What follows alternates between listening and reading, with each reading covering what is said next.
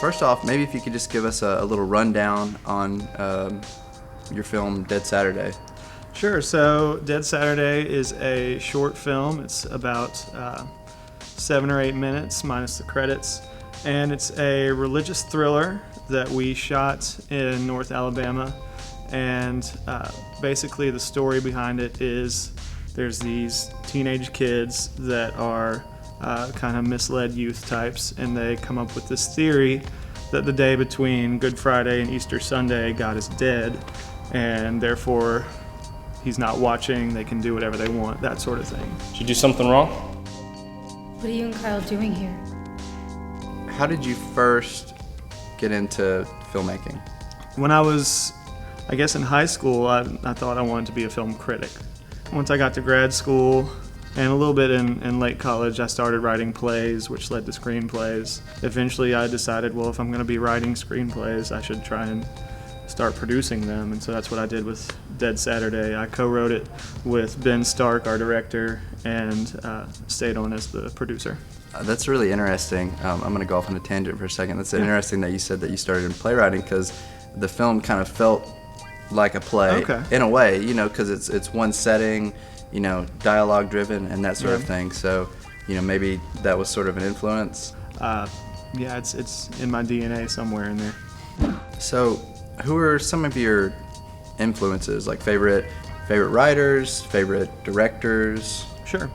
Well, as far as strictly writers go, I think Flannery O'Connor is one of my big ones. I think she's probably our greatest Southern writer.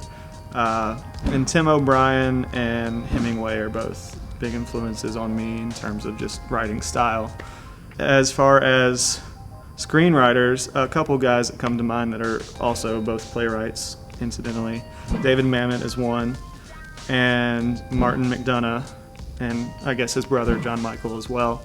Writer-directors that I follow, there's a lot of Southern guys that I try to follow, like Jeff Nichols and Craig Brewer.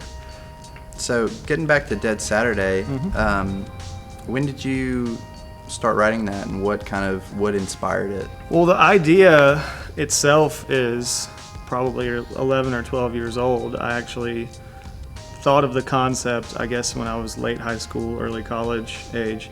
I always liked the idea of religion and Christianity specifically being something that's open to interpretation, and something where you're allowed to ask questions, and something where you're allowed to not know the answers.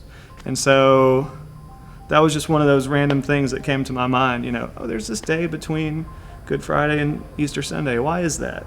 Maybe that would be a cool horror movie. I knew Ben Stark, our director, from Twitter. I had never met him, but he was asking for short scripts before he launched another bigger project. He said he wanted to direct something that he didn't have to write.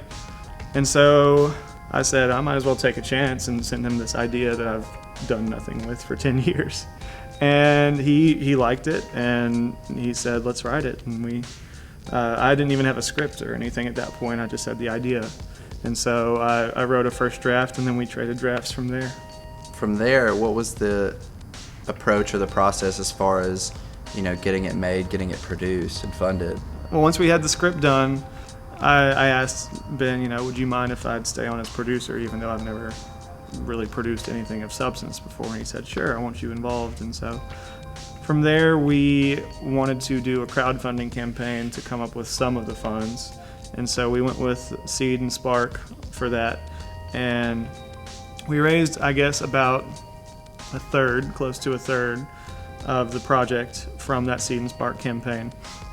And the rest, honestly, came from, I was living at home at the time and was about to move out, and I said, you know what, if I live at home for about another year, I can save all that money I'm making and not have to pay rent, and then just throw that at the movie. So that's what I did. I waited an extra year, and that money I saved pretty much paid for the rest of the project. So that's my one bit of advice to any filmmakers: live at home and save your money, because you're going to need every penny for anything that you do. Absolutely. Yeah, David Gordon Green, I think when they first made George Washington, lived under like a staircase or something in LA for like a year and worked 4 or 5 jobs and just saved all of his money. Ended up raising, I think, maybe like $40,000 or $50,000. Oh yeah. For the film, and then Yeah. you know, shot it on film and stuff, and the rest is history. So That's yeah. the thing. Like, you know, we could have done Dead Saturday for about half of what we spent if we'd wanted to, but we wanted to go for broke and pour our hearts and our checkbooks into it, and so we did. And I think it's a better film because we, you know, opted for more expensive options at times. So let's talk a little bit about casting. You know, why did you decide to cast who you did? We were, Ben was talking to Hollywood Huntsville up in Huntsville about just, you know, production advice, and Bill Billions and his wife Aoka Billions are the guys that run Hollywood Huntsville up there. It's like an acting and script writing and directing studio that does classes and whatnot. And Aoka offered to be our casting director for a really reasonable price, and so we said, sure, that sounds great. And so she posted the role on, I believe it's called Actors Access. We got a lot of replies, and some of them were recognizable names to us, and Eric Roberts ended up being what we thought to be the best fit. I know the lead guy. Remind me of his name. Kurt Krause. Kurt Krause. He looks very familiar. I've seen him in a couple things, I think. You may have, yeah. Kurt, we got. I shouldn't, you know, put all the credit on Eric Roberts. We got a great young cast as far as our young actors too. Kurt, especially as our lead Jimmy, he's been in a lot of stuff. He had one scene with Harrelson and McConaughey in True Detective. He had a scene at the very beginning of American Horror Story Coven, the 3rd season. Some other stuff, I think it's called Breakout Kings, that he was in. And so he's had small parts in a lot of big productions. He's got some great stuff coming up, like another Matthew McConaughey movie that he's doing, the Free State of Jones. He's got a small part in that. So, and Caroline Hebert is our female lead. She's been in a lot of, well, not a lot of stuff, but the stuff she has done has been pretty significant. She was one of the main characters in The Best of Me, which was a Nicholas Sparks adaptation last year. And she's got a role in the upcoming Hank Williams movie, I Saw the Light. Okay. So, yeah, we got a great cast for this film. Very cool. What was I'm just backtracking a little bit. What was the shooting schedule like? Like, how many days of shooting did you guys do, and were they, you know, traditional 12-hour days, or did you do a little bit less? Well, we did 4 days up Okay. in Union Grove, and it was a Thursday through Sunday, so a lot of people that had to get off work would only have 2 days off. And we only had Eric Roberts there Friday and Saturday, the 2 days in between. Yeah. So those were our only days that we had, and our other actors aren't SAG. So those were the only 2 days we had to adhere to the helps. SAG Right. policies and all that. So, so yeah, on Thursday and Sunday, we may have gone a little over 12 hours, but to me, it was, you know, as the producer, it was definitely more than 12 hours. I think I slept on average 3 hours a night for those 4 nights Wow. during the shoot, and sometimes a little less, but you know, we made a movie, so it worked out.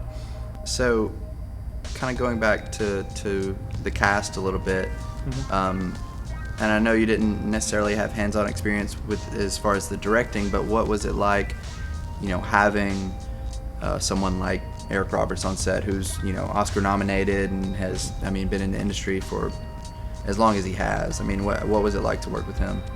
Well, you know, he, you know, like you said, he's a Hollywood actor, and this was, I think, right after he was filming some episodes of Suits, and we were worried, like, oh, we hope he's not going to come in and be a diva, and he was real laid back and cracking jokes, and he spoke to everyone on the cast and crew, was very friendly.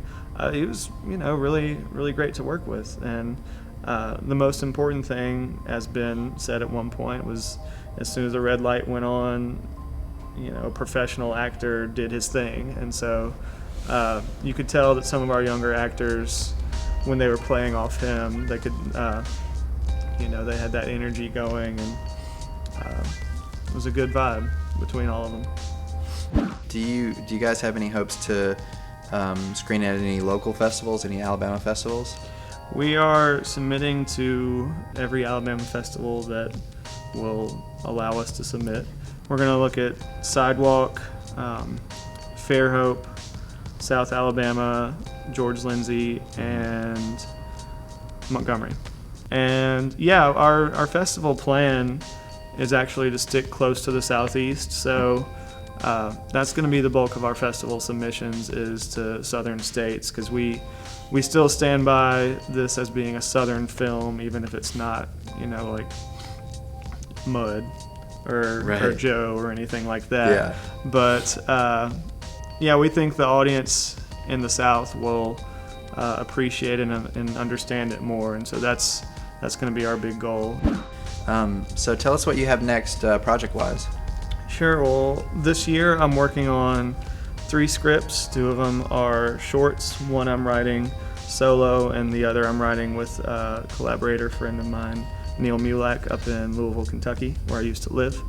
And the other is a feature-length script that I've been working on for about 3 or 4 years now. I'm trying to finally get that to a place where it's ready to maybe submit to contests or that sort of thing. The feature is a horror western of sorts. That's great. Which it involves a werewolf, and the working / humorous title is No Country for Wolfmen. So that's been preoccupying me for a few years, off and on, I should say. So it's a period. Is it a period piece? Technically, yes. It's 95. So it's 95. Wow, that's it's not great. exactly, man. Ancient, but it's 1995. Yeah. Okay. Well, I guess to kind of cap things off, maybe if you could just kind of give us your thoughts or just reflect on, Southern filmmaking in general, the sort of trends that we're seeing, and also just, the talent that's just kind of popping up and things that you've noticed. Because, I mean, you're deeply rooted in sort of the scene. I mean, you go to, South by Southwest, and you're, just kind of all over the place. And I mean, I've noticed you on, Twitter and Facebook and whatever. Like, you seem pretty on top of, like, what films are coming out. I mean, I try. Yeah. How many films, honestly, how many films do you say that you watch in a given month or something? Or do you try to watch? A given month, probably a dozen or so. Yeah. Usually ends up being like 100 in any given year. South by Southwest is obviously different, because I saw, I think, 24 films in 9 days when I was there this year. Yeah. But yeah, as far as the Southern film scene, I think it's really remarkable what we've seen in the past 5 to 10 years. I mean, you've got gigantic studios in Atlanta and New Orleans, and those places are producing filmmakers of their own too, not just people coming in and leaving. Right. In places like Austin, you mentioned David Gordon Green, he's over there. You've got Jeff Nichols in Arkansas, and Craig Brewer in Memphis, and even in Alabama, we've got some homegrown talent that may not live here anymore, like Adam Wingard and Margaret Brown, but they're out there doing big things and haven't really forgot where they've come from either. So, we were talking earlier about, not having to be in LA to do what you want to do as a filmmaker. And Mark Duplass did a keynote at South by Southwest this year about that very thing, just how to make movies if you have no money, how to start from scratch and become a filmmaker. And he stressed that when you start out, all you have to do is find a camera and find some friends and go shoot things on the weekend for cheap or for free. Yeah. Even if you have to buy equipment from Best Buy and then return it 14 days later. We've done that, yeah. And so, I mean, nowadays you can, as long as you're in a big enough city, it doesn't have to be Los Angeles. It can be Birmingham. It could be Huntsville. It could be Montgomery, wherever. I've got friends that are doing things in cities like that across the South. Even Michael in West Point, that's, to me, seems like a small town, but he's doing a lot of big stuff over there. So, yeah, I mean, really, it's just about doing what you can with what you've got, and you don't have to be in LA, and that's great, because there's a lot of cool stuff coming out of Alabama these days. Amen to that. Well, thanks so much for talking with us and being our guinea pig for this whole series. We really enjoyed it, man. It was great talking to you. Absolutely. Thanks for having me. Hey, All right. All right.